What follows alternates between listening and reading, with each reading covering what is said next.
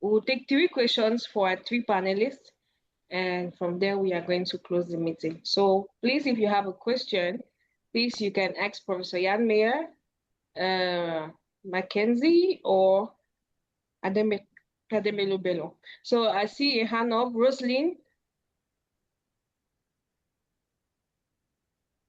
Yeah, good morning, everyone. Good afternoon, good evening from where you are. Thank you for the good presentations and eye-opening presentations, but also a reminder to some of us who are already leaders in the industry on how we need to manage our staff. I have 2 questions for the last 2 presenters. My first question is, what would you advise, or how would you advise the new graduates on how to choose the industry that they want to go into in terms of procurement? Because the basics are the same, but there's a difference in practice when you go to different industries. For example, public procurement, when you go to humanitarian, when you go to aviation and gas. How do you advise the new graduates when they're going into the industry? Then my second question, again to the 2 panelists, either can answer. How would you advise the established professionals to prepare themselves for transition into different industries? So what has happened is, like, now the humanitarian industry has received a lot of shakeup, but most persons that I come across who are used to the humanitarian and development procurement, how then do they transition to other areas of procurement comfortably without feeling like it's something different? Professor Jan Meyer.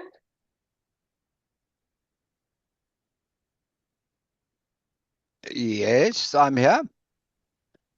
Yes, so Ma'am Rosalie was asking the first question directly to you. I hope you understood the question, or should she repeat again?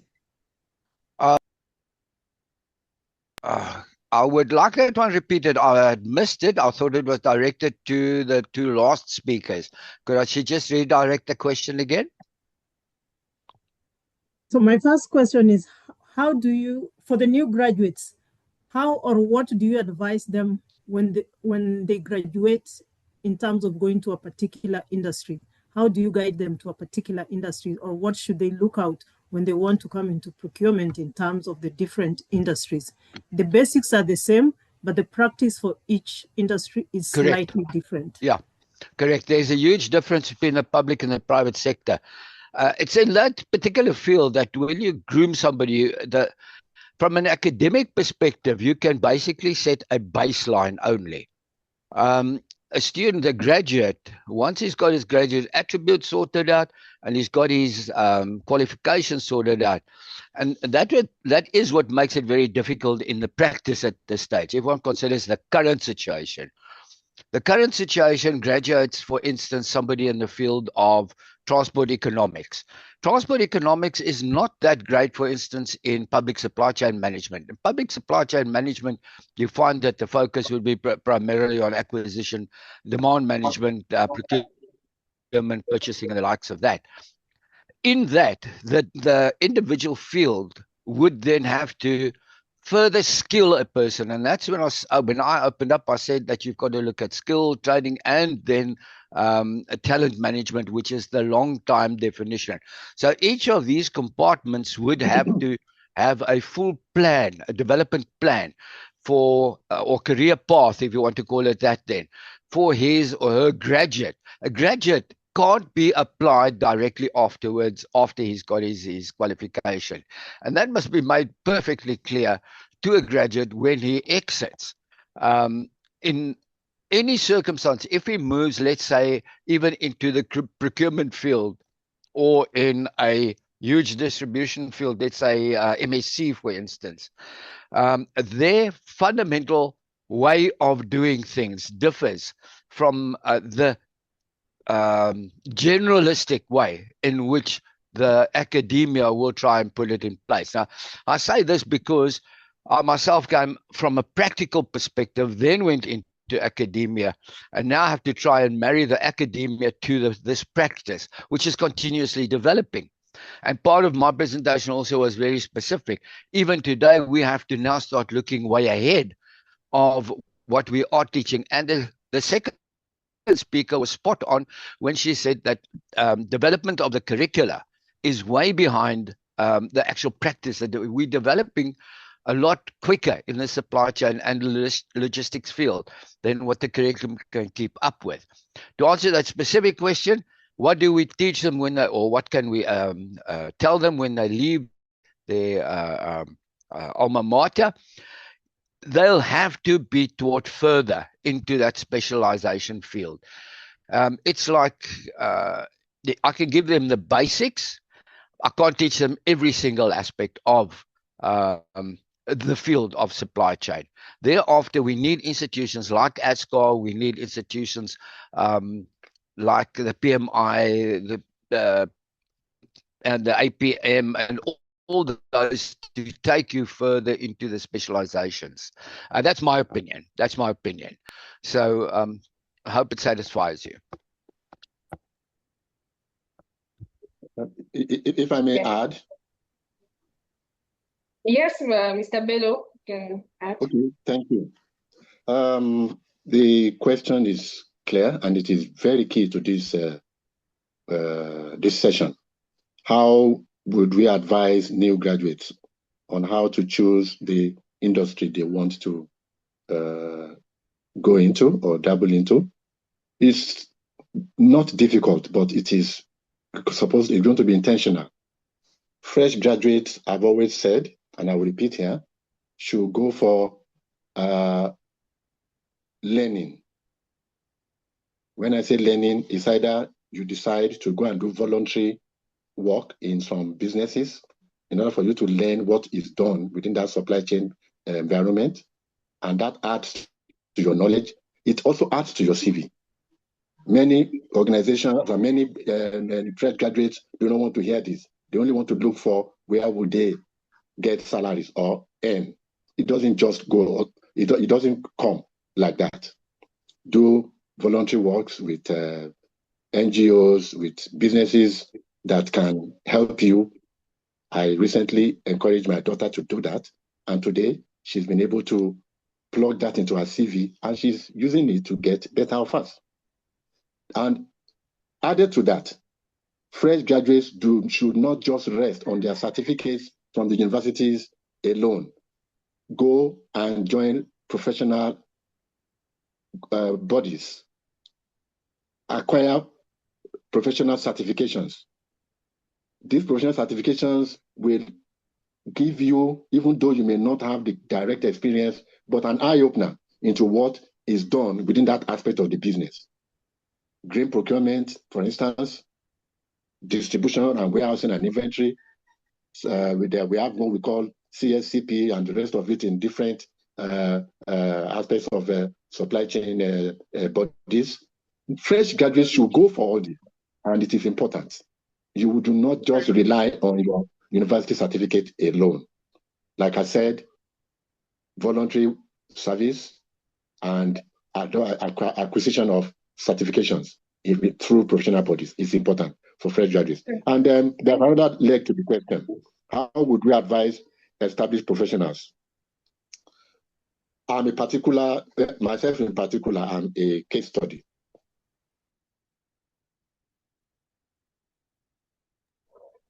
Okay, can I also add? Yes, please. I did it. Okay. Experience within almost all the aspects of supply chain. I've worked in procurement severally over the years. I have certifications in that. I am an inventory professional. I have worked within the humanitarian logistics setting. Sometimes my friends within the humanitarian logistics setting, because I have a background in applied chemistry, but because of my logistics and certifications, experience and certifications that I've earned, have given me the wherewithal to be able to serve in various aspects of the business. And also, some of us do not know how to present what we know. CVs sometimes or most times are wrongly presented. You do not know how to present what you know. You don't know how to present your knowledge that newly acquired to the business that you work. Your boss will not just assume you know. You need to present it. If you have acquired a new certification, if you have acquired a new knowledge, you need to apply it to the business. And that is when it's going to be given recognition. I think this has answered the two questions in my perspective. Thank you. Thank you very much, Mr. Bello. I think Mackenzie had something to say. Please. Yes, so for me, it's important that you look at industries with strong long-term demand, because you want to develop, you want to grow.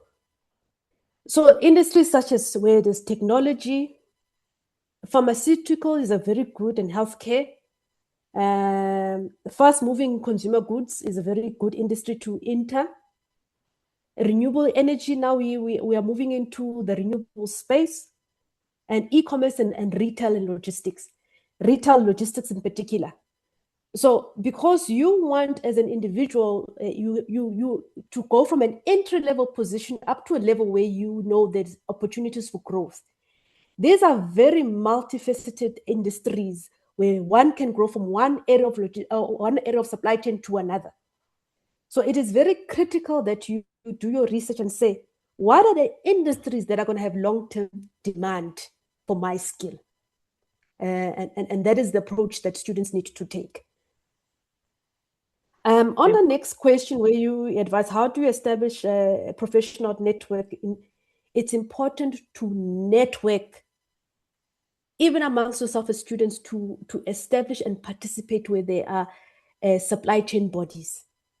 There's a lot of opportunities where you can get exposed to other learnerships or even webinars such as these if you participate in institutions like ourselves as Advanced Institutes for Supply Chain Research. Put your hand up as well and volunteer. Do not be shy from volunteering in terms of participating in any project. Even within our organization currently here, as Advanced Institute for Supply Chain Research,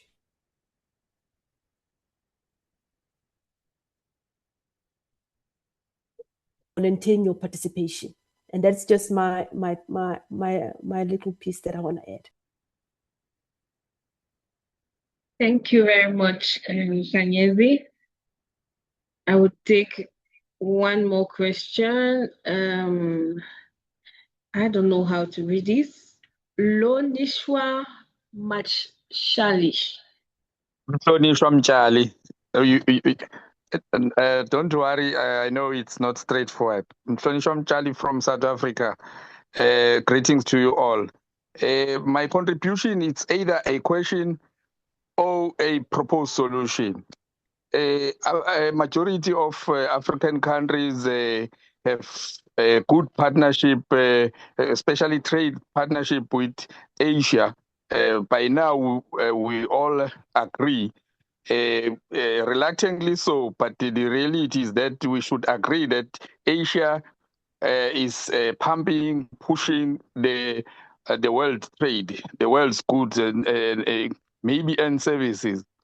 The technology is actually ring-fenced there. So the next boom, I mean, if petrol or fuel gonna be phased out, the solutions are largely to come from China or Asia. So as Africa, students, especially the associations of higher education, such as South Africa, my country, to Professor Meyer, is the South Africa University South Africa Association thinking about consolidating, especially in the field of supply chain, the future lecturers, or identify students and formalize a concomitant effort of exchange program and send lecturers and our students as identified to China, you know, to exchange the knowledge there, because we know there's something happening there in China that it looks like no one else in the world can beat. instead of arguing and politicizing it, I think we need to tap on it. If it's not, then it becomes a proposal. Thank you.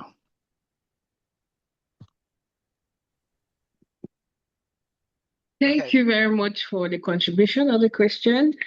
Would someone like to answer the question or add more to it? I would just respond to the last part of the question in terms of the education department or CHE Council on Higher Education and the following on how they deal with the portion that the gentleman had queried about. If you do student exchanges, it's usually with a registered institution, and that institution must be before the time be approved by the body of the Department of Higher Education. So it is something that can be applied for and then work through. Otherwise, an exchange portion of it or the exchange part of the student exchange will happen only in terms of the dealings of the company that sends you over and the likes of that, with no formal gratification per se. So that's always a spot of bother if you go into the foreign environment. Any qualification, any certification needs to be clarified before the time at the HET, and the qualification must be approved by CHE SOCWA. So those are various steps in this whole process. It's not just a case of going over. Somebody's got to propose it. That somebody can either be an institution, a university, or a specific body that is accredited to the CHE as representing a specific industry. Now, you'll find that in the procurement industry as well, that there is a body that's registered. SAPEX, for instance, is registered. They can propose something like that. And if you really want to move forward, that's the way to go. I think there was a second part to it as well, as to standardize it throughout. Standardization of the supply chain qualification throughout the various public universities is relatively controlled. See, I just got my mic ready. In that there is a specific requirement by CHE by which you have to submit a qualification at NQF 5, 6, 7, 8, or 9. So that is around about, but each individual higher education institution have the leeway to propose their own curriculum within the boundaries of the outcomes that they propose to CHE. So that's more or less my answer to it. Thank you.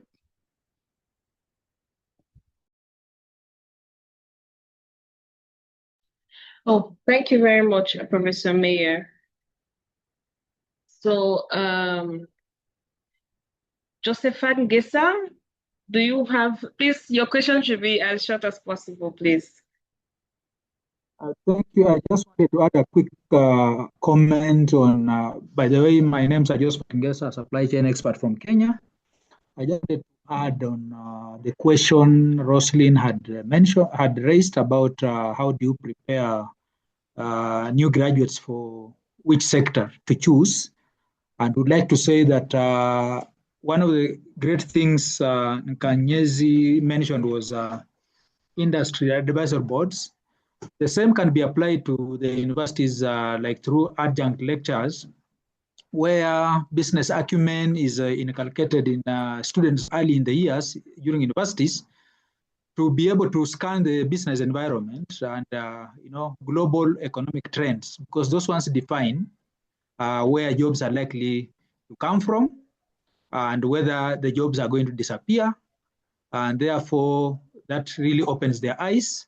And maybe lastly, just to add on what she said, that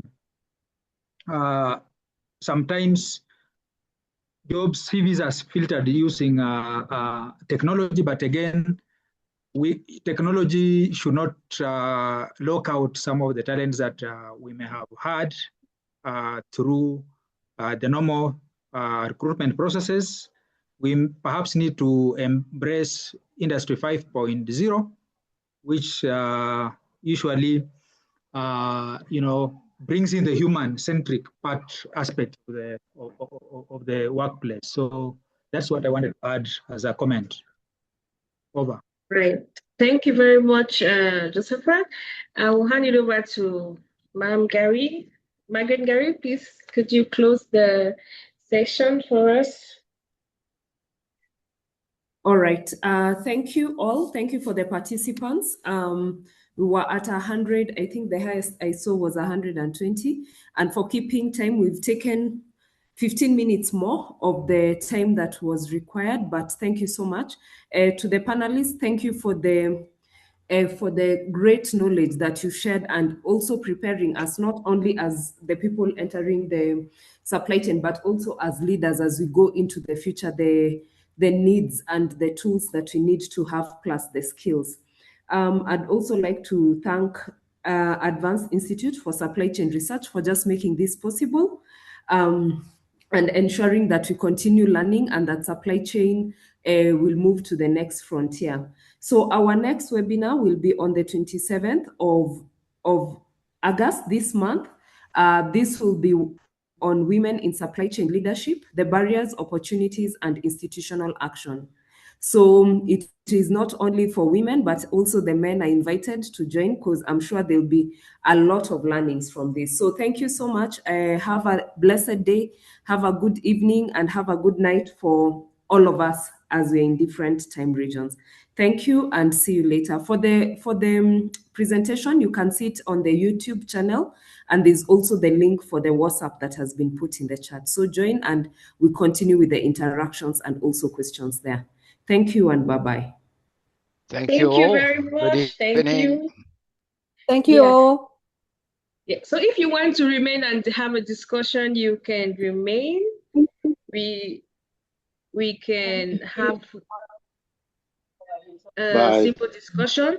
Yeah, the webinar is over, but we can have a session of discussion, and for those that have questions that were not answered, you can still ask your questions.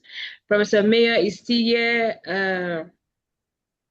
Kanyezi is still here. Mr. Bello is still here, though our session is closed. I see somebody already has a question.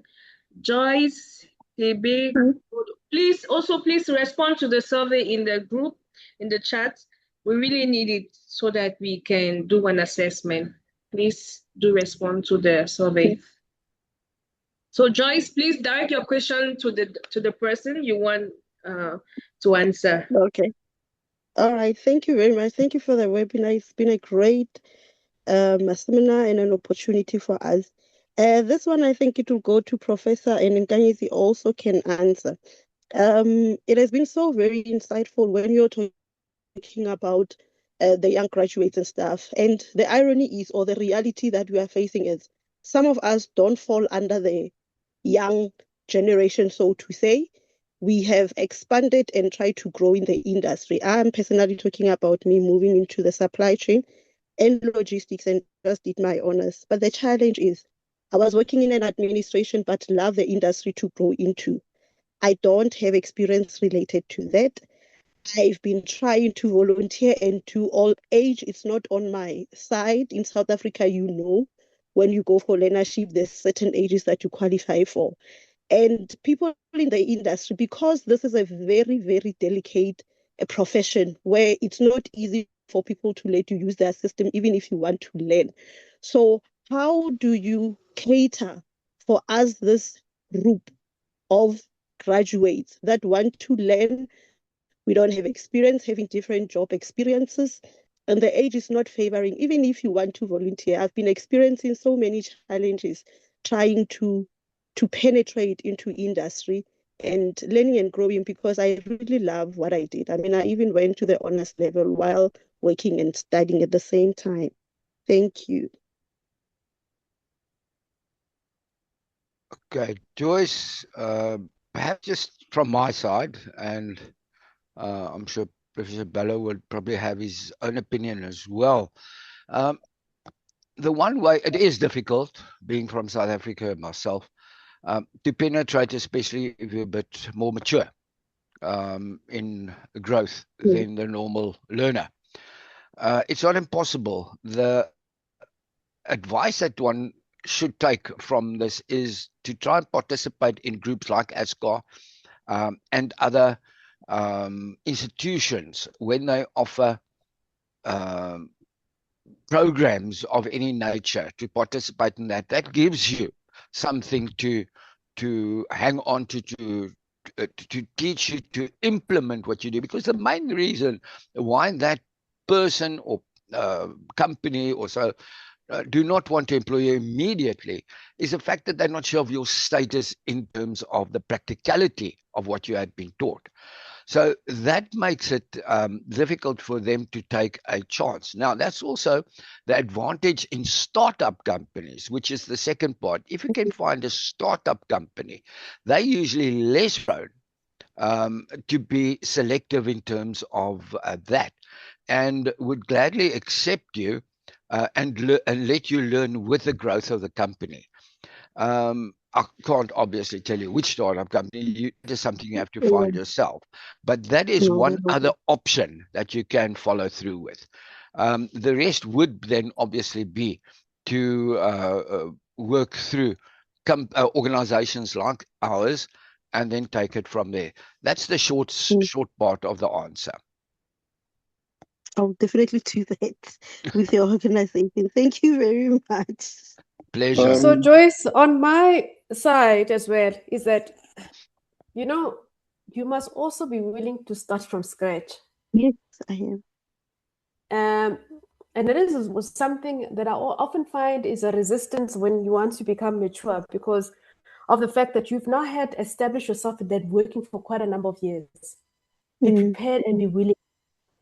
As I said, one of the biggest challenges that now companies are, when they advertise, they want people with experience. Make sure that you project your experience in the manner that you are attractable. You need to sell yourself.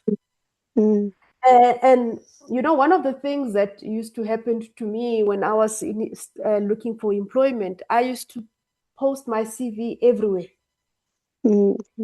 So don't ever give up, because organizations will hire you, but it's all up to you to say, how do you market yourself? You know, a LinkedIn profile on how you build it and how you create it can also go a long way. As I'd said, that many companies are now recruiting based on what they see on the various platforms.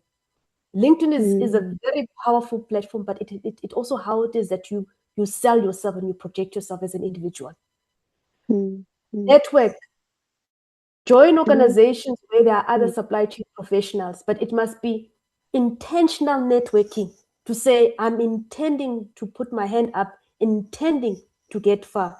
And if you don't network with intention, then you will struggle in terms of the pool of exposure. There's a number of expos that take place on an annual basis in terms of supply chain. Go on the internet, find out what expos are out there, especially on supply chain expos. I mean, there's one that's coming up. I'm just going to use an example in mining. I'm not sure where you reside.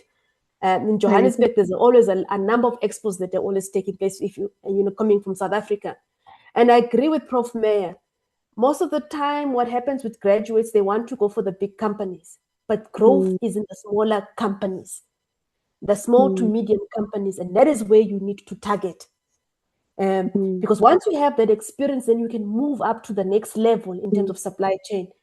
Don't limit yourself. Supply chain is very broad. It's very, very broad. And don't also underwrite the experience that you've gained as an administrator. Even within the organization that you're currently working for.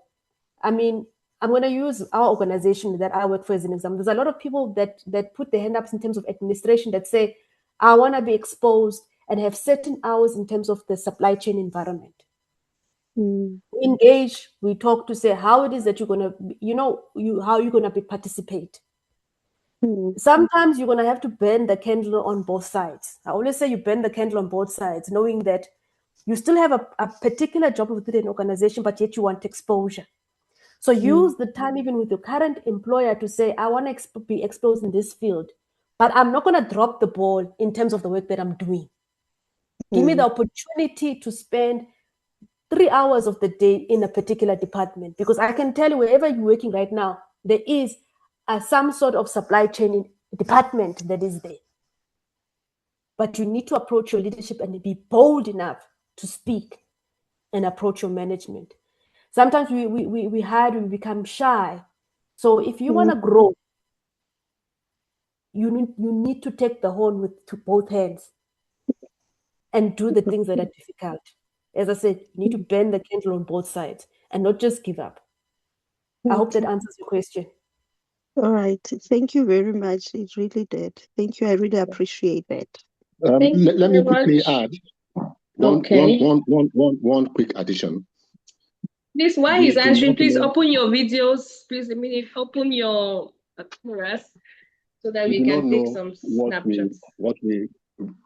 Most times, professionals do not know their value because they do not know how to project their profile. This was mentioned by Kanyezi a while ago, that you need to know how to make use of professional tools like LinkedIn. If you are not speaking the language of the business, if it is not spotted in your profile, to even get through long lists or be invited for job interviews will be difficult. In the present day global technology space, the use of AI can help, but you need to use it sparingly and technically. What I do, which I advise most professionals to do, have the solid rock of your idea. The foundation of your idea must first of all come from your experience. Put it in your own words and then plug it into any of the technology tools like AI, like ChatGPT, which can develop better languages of presenting yourself. And you do not just steal it, just borrow from it. Just like when you are doing an academic project. If you give yourself away to piracy, it will be difficult for you to pass the project or go through the examination rules. So use technology sparingly, but plug in your ideas in your own words, and it will help you speak the language of the business, and you'll be seen as an expert that you are. Thank you. Yes, a quick one, since it is not yet, no longer formal now. A quick one, in Africa, is there any country that has got a sort of an integrated ERP level type of application or system for higher education? The reason I'm asking, I often find supply chain management lecturers elevating these American ERPs. To me, it's still foreign IP. We are not in control. Seeing that they are now teaching it, the higher education, are they then consolidating all the brain power that they have to build the ERP level application that will first help them as the institutions? Because if we are not doing that, must then students believe that what we are teaching, we are serious, if we can't even practice what we are teaching?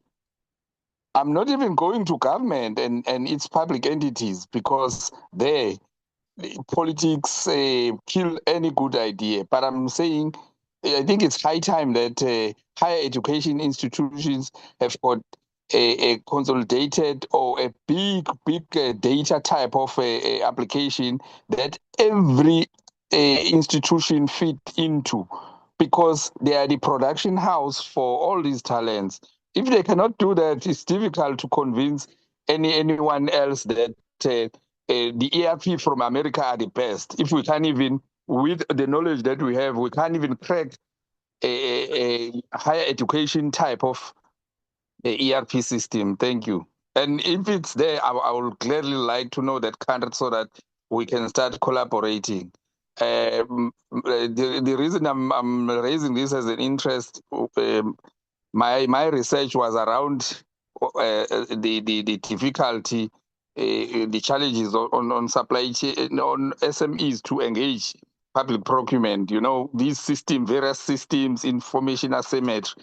So I realize that maybe it's by design that information is haphazard and in silos. But in higher education, since they lead, I'm expecting there to be consolidated because they produce the students. They can actually consolidate and offer the internship of all these clever students to build these applications. And I'm open for engagement. I can just try and respond to that. The main thing there is that the Department of Education, SOCWA CHE, will never take the lead on establishing something like an IT solution, ICT solution. That's not their job. Their job is education, the control of the education, and the control of the institutions that render the education. So you'll never find a solution. I'm talking South Africa now, please. You'll never find an institution, the CHE, that they would in AISCR. In the generation of the various types of supply chain curricula that is doing the rounds, you find that they have taken cognizance of the two major differences, the private and the public sector. And this is done through their inputs that they receive, one from National Treasury and the support that they get from SAPICS and so on, as well as the public sector inputs itself via the HEIs. Now, the HEIs are responsible to establish their curricula based on what the environment wants. It's one of the criteria against which the program is evaluated by the CHE evaluators. So they depend completely on industry for the input. So if you talk about establishing an ERP solution, that would stand loose from any of what I've just said, because that would be the academia, that will be teaching how things should work and not necessarily be the tool with which you're going to do it. Many years ago, I was involved in the establishment of such a tool, and we had a complete ERP system on the table, which ran for the Defence Force at that stage. Completely integrated, everything was done appropriately, but it was not registered with CHE because it's not their function. It is a practical tool. The principles surrounding how to operate, for instance, your supply chain, your materials management, your maintenance function, your facilities and so on, that is what can be taught by the educational department. The rest is up to the developer. The Paragons, the Excels, and the types of that, which was around at that stage when this development took place. So we should not think of the Department of Higher Education or even an HEI. Well, HEI could probably develop it by himself, a proper ERP. But remember, again, if you develop a standard ERP, as we are having and seeing, for instance, through SAP and Oracle and so on, very layered, very difficult to implement for everybody. We have to look more at the bespoke development arena. Anyway, okay, so that's just my input. Do not expect the Department of Education to develop the ERP. Thank you.